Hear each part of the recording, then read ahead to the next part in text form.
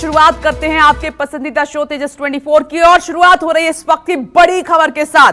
जम्मू के सुजमा से ये बड़ी खबर आ रही है, जहां पर आतंकियों के साथ मुठभेड़ लगातार जारी है, एनकाउंटर का दौर जारी है। तेजस 24 में पहली ब्रेकिंग न्यूज आज की। जम्मू के सुजमा से एनकाउंटर में एक जवान शहीद हो गया है, 4 इसमें घायल भी बताए जा रहे हैं। इनमें से 2 आतंकियों के छिपे होने की खबर है। घाटी में आतंकियों का सफाया लगातार जारी है। अभी जम्मू के सुजमा में आतंकियों के साथ एनकाउंटर चल रहा है, मुठभेड़ लगातार जारी है। सुरक्षा बलों आतंकियों के बीच में मुठभेड़ है, पूरे इलाके को दरअसल घेर लिया गया है। 4 लोग इसमें घायल भी हुए, ये जानकारी सामने निकलकर आ रही है। देखिए, एक लंबी लिस्ट है सेना के पास जिनका खात्मा करना है। आतंकियों की लंबी लिस्ट है। घाटी में या जम्मू के जंगलों में देखिए लगातार ऑपरेशन क्लीन ये अंजाम दिया जा रहा है। उसी कड़ी में एक और ये मुठभेड़ हो रही है जम्मू कश्मीर के सुजमा में आतंकियों के साथ, जिसमें एक जवान शहीद हो गया है, 4 घायल हैं।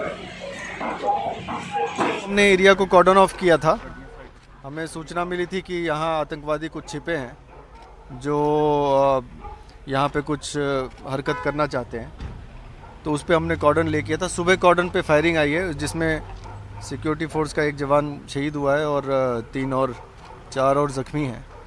एनकाउंटर अभी चल रहा है, मजीद जानकारी एनकाउंटर के बाद दी जाएगी। जम्मू के सुजमा इलाके में आतंकियों और सुरक्षा बलों के बीच मुठभेड़ चल रही है। इस मुठभेड़ में एक जवान शहीद हुआ है और 4 जवान जख्मी हुए हैं। वहीं एक आतंकी के मारे जाने की खबर है। जिस जगह पर आतंकियों सुरक्षा बलों के बीच मुठभेड़ चल रही है, हम इस समय मौजूद है उसी जगह पर। सामने आप देख सकते हैं जम्मू कश्मीर पुलिस के जवानों को और उसी के साथ साथ एसओजी के जवानों को आप यहाँ पर देख सकते हैं, और साथ ही साथ सीआरपीएफ के जवानों को भी आप देख सकते हैं। अत्याधुनिक हथियारों से जवान लैस हैं। ऑफिसर को आप देख सकते हैं। पूरा इलाका आपको बता दें कि कॉर्डन किया गया है, और ऐसी आशंका जो है वो मिली है कि पहले ही सुरक्षा बलों को ये इनपुट मिला था कि इस इलाके में कुछ आतंकी छिपे हुए हैं जो हो सकता है कि जैश ए मोहम्मद के हों।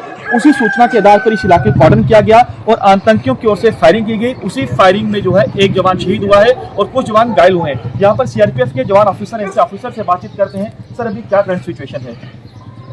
करंट सिचुएशन ऐसे तो हम उसको कमेंट भी कर सकते हैं, बिकॉज ऑपरेशन ऑन है। सर, कितने आतंकी हो सकते हैं? सर, कब शुरू हुआ था ये इनकाउंटर? कब शुरू हुआ था? तो अराउंड तो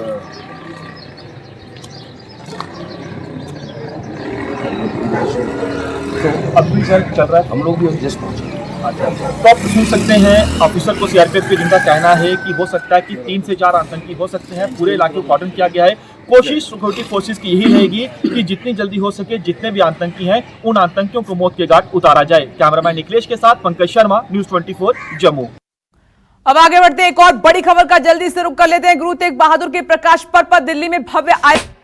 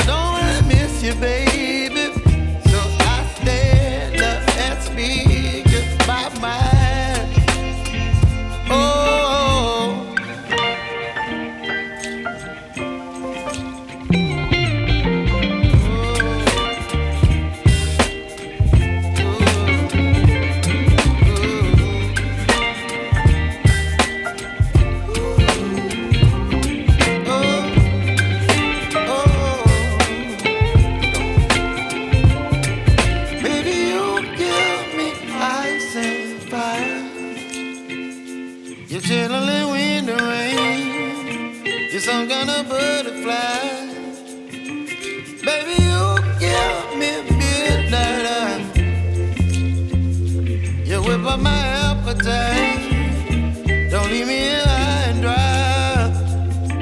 Baby, you give me ice and fire. You're channeling wind and rain. You're some kind of butterfly. Baby, you give me midnight. You whip up my appetite. Don't leave me here high and dry. Oh, oh, oh, oh,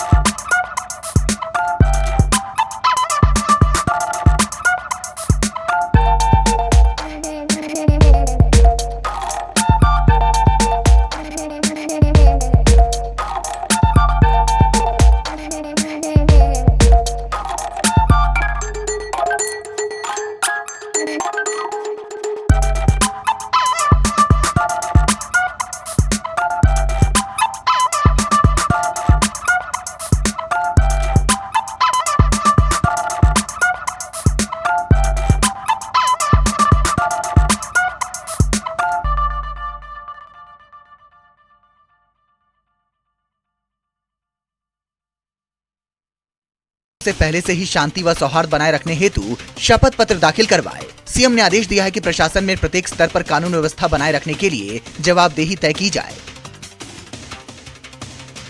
Punjab Congress में आज आधिकारिक रूप से सत्ता परिवर्तन होने वाला है। कांग्रेस के नवनियुक्त प्रदेश प्रधान अमरिंदर सिंह राजा वडिंग और कार्यकारी प्रधान भारत भूषण आशु अपना कार्यभार संभाल लेंगे। प्रदेश अध्यक्ष की ताजपोशी समारोह बेहद सादगी के साथ होगी। इस समारोह में केवल पूर्व प्रदेश अध्यक्ष, पार्टी के सांसद, विधायक और पूर्व मंत्रियों को ही न्योता दिया जाएगा। ताजपोशी समारोह में सबकी नजर नवजोत सिंह सिद्धू, सुनील जाखड़ और पटियाला की सांसद परनीत कौर पर होगी।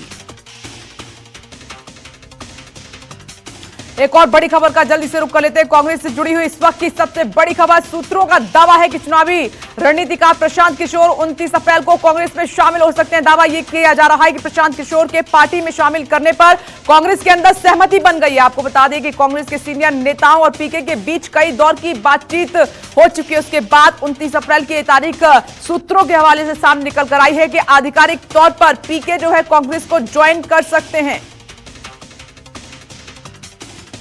कांग्रेस से जुड़े सूत्रों के हवाले से बड़ी खबर है। सूत्रों का दावा है कि चुनावी रणनीतिकार प्रशांत किशोर 29 अप्रैल को कांग्रेस में शामिल हो सकते हैं। दावा है कि प्रशांत किशोर के पार्टी में शामिल करने पर कांग्रेस के अंदर सहमति बन गई है। सूत्रों का कहना है कि कांग्रेस की बदहाली दूर करने के लिए पीके ने 600 स्लाइड्स का प्रेजेंटेशन तैयार किया है। माना जा रहा है कि पीके ने साल 2024 में लोकसभा चुनाव में कांग्रेस को जीत दिलाने के लिए रणनीति तैयार की है।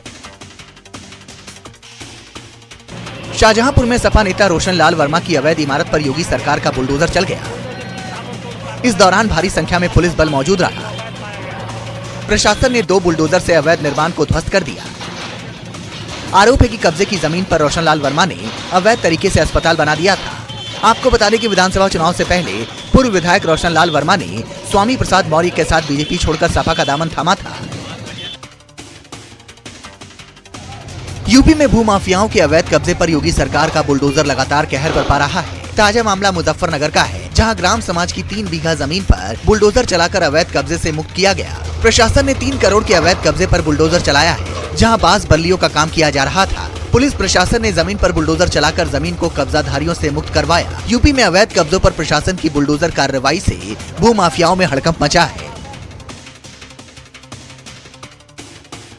उत्तर प्रदेश के शामली में उस समय खलबली मच गई जब एमडीए का बुलडोजर पुलिस एवं प्रशासनिक अफसरों और पुलिस बल के साथ शहर में अवैध कॉलोनियों को गिराने के लिए निकल पड़ा।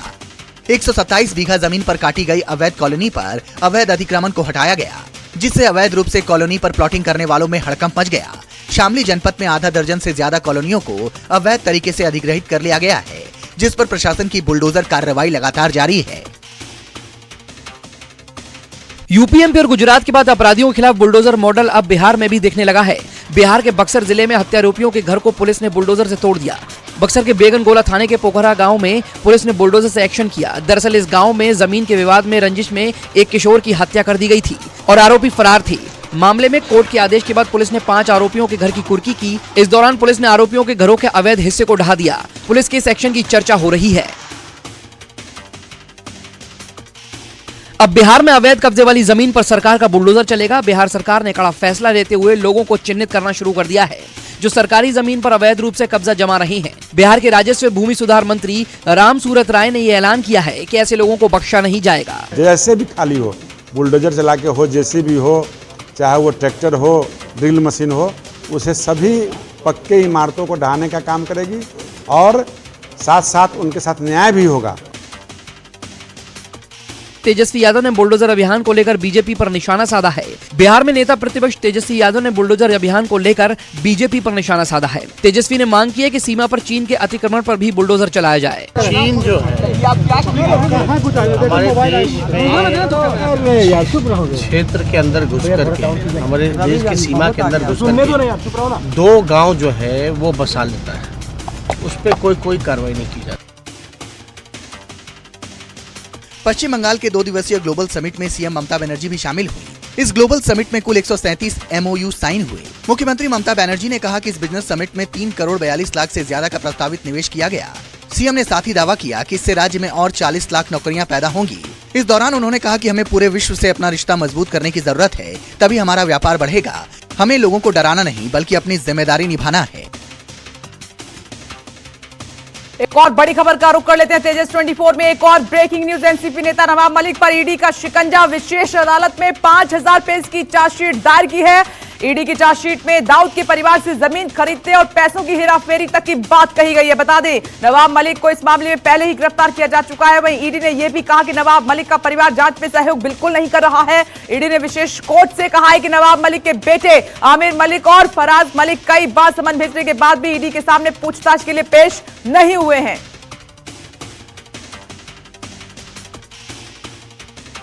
एनसीपी नेता और महाराष्ट्र के मंत्री नवाब मलिक पर ईडी का शिकंजा कसता जा रहा है। ईडी ने विशेष अदालत में मलिक के खिलाफ 5000 पेज की चार्जशीट दायर की है। ये मामला डॉन दाऊद इब्राहिम के परिवार से जमीन खरीदने से जुड़ा है। ईडी के अधिकारी लोहे के बॉक्स में चार्जशीट की कॉपी लेकर अदालत पहुंचे थे, जहां उन्होंने एक एक कर मलिक के खिलाफ लगे आरोपों को बताया। मलिक को 23 फरवरी को ईडी ने गिरफ्तार किया था। फिलहाल वो मुंबई के आर्थर रोड जेल में बंद है। ईडी का कहना है कि नवाब मलिक का परिवार मनी लॉन्ड्रिंग मामले में जांच में सहयोग नहीं कर रहा है। नवाब मलिक के बेटे आमिर मलिक और फराज मलिक ईडी के सामने पेश नहीं हुए। कल ईडी ने महाराष्ट्र के मंत्री नवाब मलिक के खिलाफ मनी लॉन्ड्रिंग मामले में आरोप पत्र दायर कर दिया। नवाब मलिक फिलहाल जेल में है। उन पर दाऊद इब्राहिम के सहयोगियों के साथ मिलकर मुंबई कुर्ला में मुनीरा प्लम्बर की पैतृक संपत्ति को हड़पने के लिए आपराधिक साजिश रचने का आरोप है। वहीं मनी लॉन्ड्रिंग से संबंधित मामले में भी मलिक के खिलाफ जाँच जारी है। सीबीआई ने गुरुवार को नेशनल स्टॉक एक्सचेंज की पूर्व मैनेजिंग डायरेक्टर चित्रा रामकृष्ण के खिलाफ चार्जशीट दायर की है।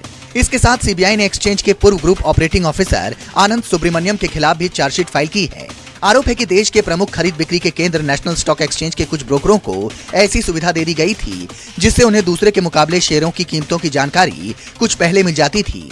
इसका फायदा उठाकर वे भारी मुनाफा कमा रहे थे। कश्मीर घाटी में ताजा बर्फबारी हुई है। मौसम में आए अचानक बदलाव के कारण घाटी के ऊंचाई वाले इलाकों में बर्फ गिरी है, जबकि निचले इलाकों में हल्की बारिश दर्ज की गई। इस बर्फबारी से असामान्य रूप से बढ़ी गर्मी से लोगों को राहत मिली है। ये बर्फबारी गुलमर्ग, बांदीपोरा के गुरेज, कुपवाड़ा के माछिल और गांदरबल के सोनमर्ग सहित कई इलाकों में हुआ है। वहीं मौसम विभाग का कहना है कि घाटी में आज भी बादल छाए रहने के आसार हैं और बारिश के ओले गिरने की संभावना है।